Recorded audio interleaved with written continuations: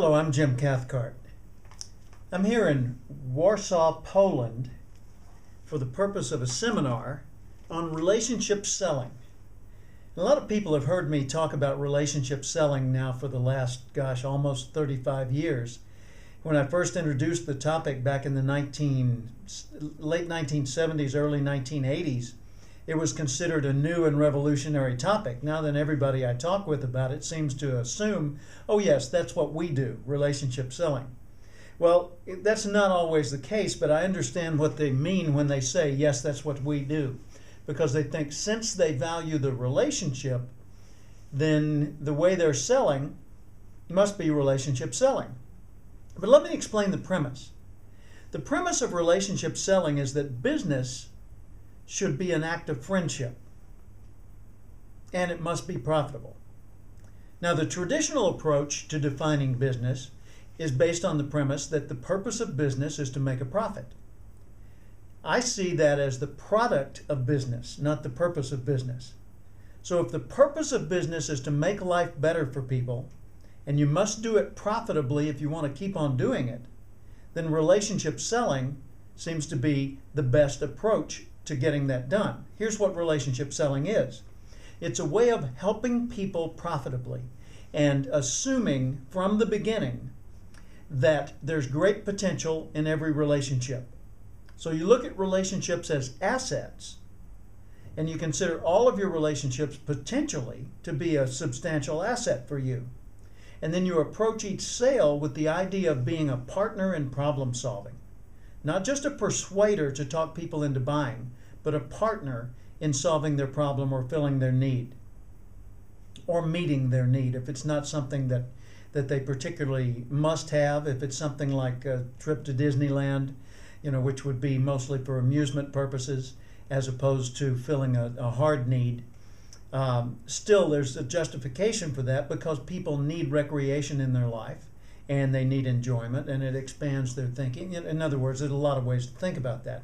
But let's look at taking what Dan Burris calls the flash foresight perspective, where we're looking forward and looking creatively at everything we do with an eye toward renewing it if necessary, or replacing it, or changing it. So if you look at selling and what it has been, over the years it has been a persuasive process. I talk you into buying, you buy, I take the profit, I'm happy. Well, that's superficially satisfying, but the real meaning, the real sense of fulfillment that comes from having a career and building a business comes from making a difference in people's lives. It comes from helping people in a genuine way.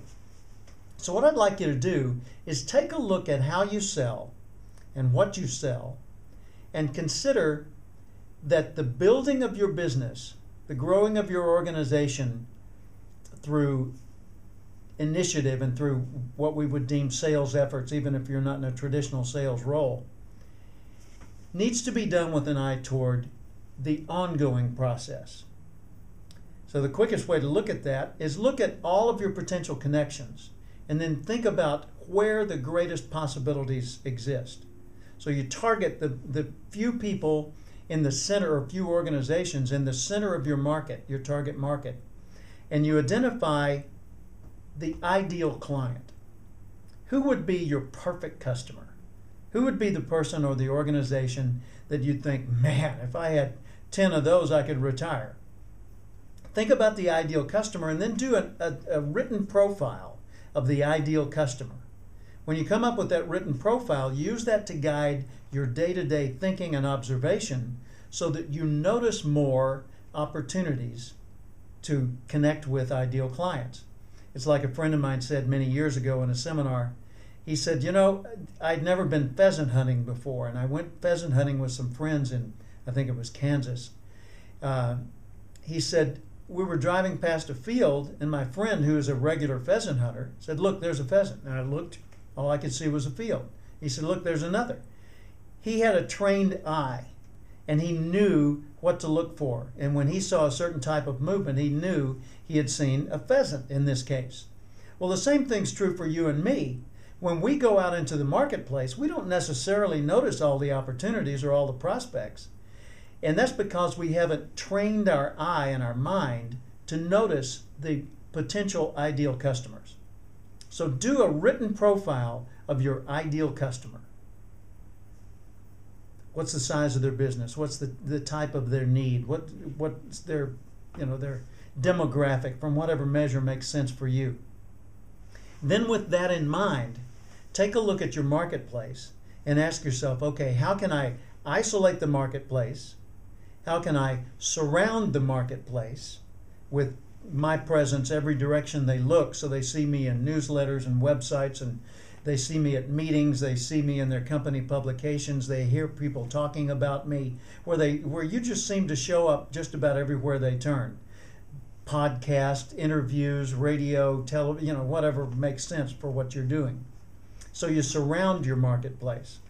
Then you penetrate your marketplace. In other words, you identify or target key individuals that are the best first clients for you, and start building business with those people and do such a great job for them that they automatically tell others, and you can use them as a referral source for further business. So it's identify or isolate your marketplace, surround your marketplace, penetrate your marketplace, and then permeate the marketplace. In other words, fill it with your presence. Get as many connections within that market as you can. I'll give you an example of this. Years ago, I went to work with Mass Mutual Life Insurance as a sales consultant, doing some work for their Tulsa, Oklahoma agency. And Joe Willard was the general agent. He was my client. Well, I had identified the financial services industry as my target market because I came from banking and life insurance, and I had sold mutual funds in the past. And so when I got into training and development, I wanted to work with people I understood.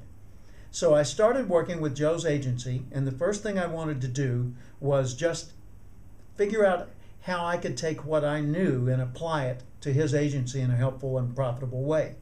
So I was teaching his salespeople how to set goals, how to develop their own personal development plans, how to build sales relationships in a way that they earned all the trust of their client, not just enough trust to try a simple beginning sale with them. And so as I worked with them and we developed interpersonal skills and other skills in them, they became more effective, and his agency thrived. It truly took off like a rocket and became one of the premier agencies in all of Mass Mutual during that time frame. Well, that was my way of penetrating that marketplace. At the same time, I did a seminar for the women's division of the Oklahoma Bankers Association, a little seminar at a weekend retreat. But I did it evidently so well that it became popular and people were talking about it, and I got some referrals to the Young Executives Division. And then I got another referral and another referral. Well, to give you a long story short, 26 separate engagements came from that one engagement for the Oklahoma Bankers. And I ultimately got hired by the Oklahoma Bankers Association to write a column for their monthly magazine, and that led to other state organizations and other banks hiring me to work for them. And then the American Bankers Association added me to their faculty for their Community Bankers Division, and I became a full-time, not a full-time, but an ongoing trainer for the American Bankers Association. Meanwhile, back at the insurance agency, Joe Willard said, "I liked your seminar so well, I'd like you to move in with us, and I'll give you a corner office here in our penthouse suite of offices, and I'll use that as part of your compensation, and I'll pay you a retainer as the other part. And I want you to be on hand as my personal advisor and confidant and as a coach to my agents. And I want you to conduct a few training seminars throughout the year for the agency." Well, I did, and as I mentioned, the agency really did well.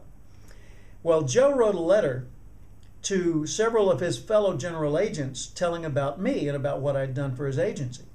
That led to 35, I think it was, other agencies hiring me in Mass Mutual. And the home office of Mass Mutual hired me to develop some training materials for them. And that led to my being hired by other insurance agencies and life underwriters associations, general agents associations, and ultimately I was the keynote speaker at the $1 Million Roundtable for the insurance industry. So all of this came about by my taking the idea of identifying an industry, in this case financial services, and beginning to sharpen my skills with one client and do everything I could for that one client to make sure they were really, really happy.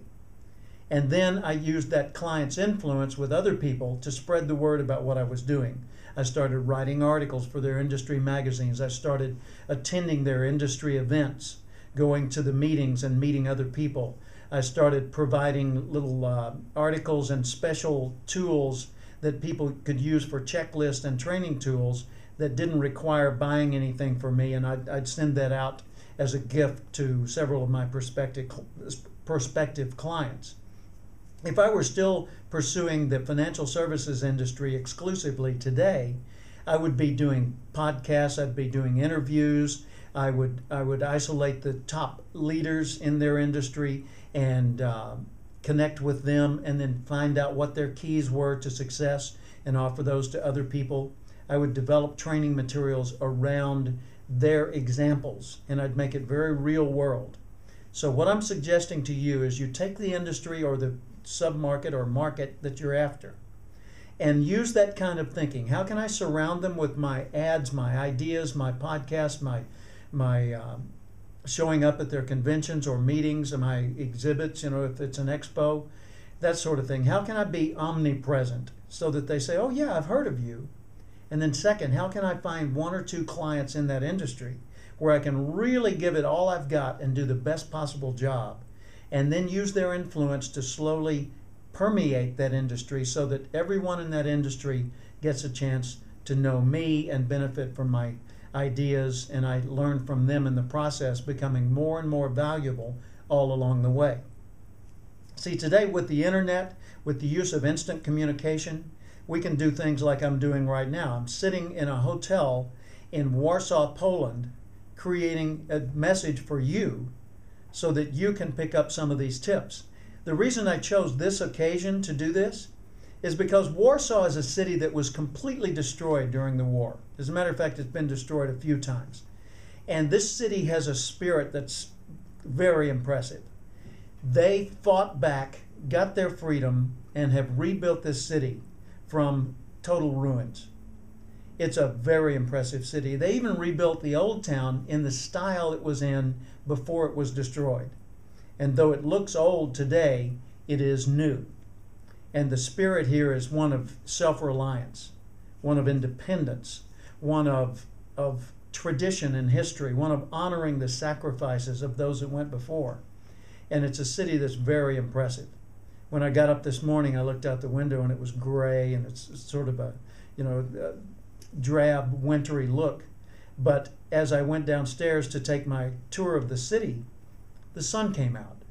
And as we walked through the parks and we wandered around through the squares and went through the old town market, the antique market, the sun was shining brightly. The people were happy.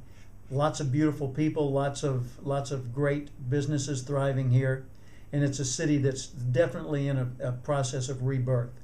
So I'd like you to take the example of Warsaw and take the concept of relationship selling and do a flash foresight thinking on it, on your own business. Think about your career, think about your business. Who's your targeted market? How have you been doing business? Has it been just basically trying to get a profit? Or have you been looking for a way to truly be a partner in problem solving? If you are a partner in problem solving, then people will value you and they will tell others about you. And you'll have a chance to not only penetrate your market, but permeate the market and become the go-to person in your marketplace.